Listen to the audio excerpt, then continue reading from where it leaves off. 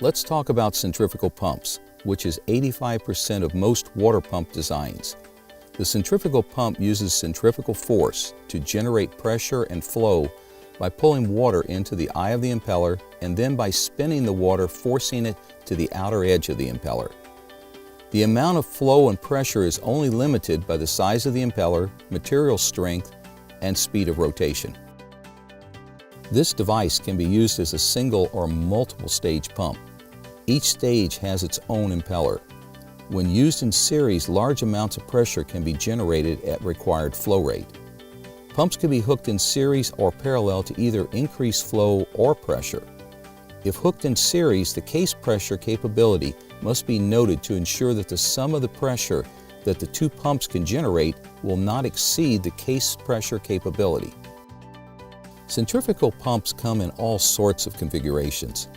This illustration only shows some of the designs that can use the centrifugal pump approach. Other designs include jet pumps, sump pumps, sewage pumps, and utility pumps, to name a few. These pumps can be applied to transferring water, supplying irrigation, supplying water to equipment, a business or a home, just to name a few. The pumps can be powered by electric motors, gas or diesel engines, power takeoffs of a tractor. Any rotary force can be used to spin an impeller to move water. Some impellers are attached to the power source direct or in a line shaft turbine remotely located from the pump with a long rotary shaft. The two working parts of the standard centrifugal pump are the impeller and the volute. The impeller imparts kinetic energy to the liquid being pumped, creating what we call pressure and flow. The volute gives direction and control to the motion of the liquid being pumped. The pump works by the pump case being filled with water, which is called priming. When the impeller turns and forces the water to the outside circumference, the water is moved toward the discharge of the pump. As the water moves to the discharge, a vacuum is formed at the eye of the impeller, causing more water to move into the impeller. The vacuum that is formed at the eye of the impeller created a pressure differential with the outside atmospheric pressure. With the atmospheric pressure being greater than the vacuum inside the pump, the outside pressure pushes a continual flow of liquid into the pump.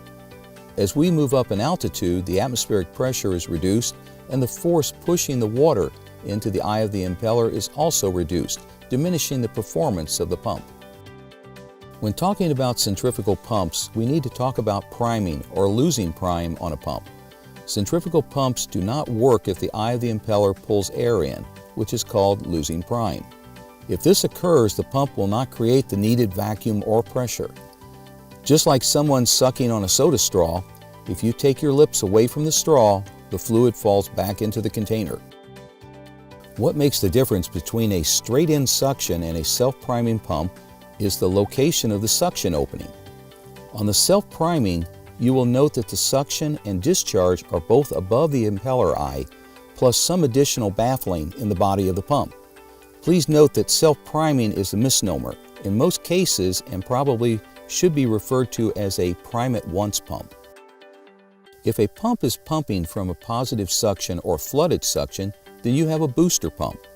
If the pump is lifting water from below, then this is called a negative suction lift. With negative suction lift, there is a practical limit at sea level of 25 feet. Some pumps by design cannot lift water with a 25-foot suction lift due to design.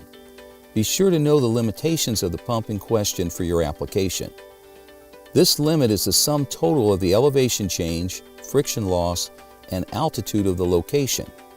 These limitations are based on atmospheric pressure and the properties of the fluid being pumped, which in this case is water. As we go up in altitude, the ability to lift water from the source decreases.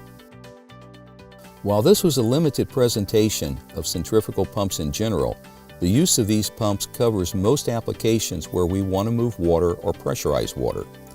This presentation will hopefully give an understanding of the limitations of centrifugal pumps and where to apply them.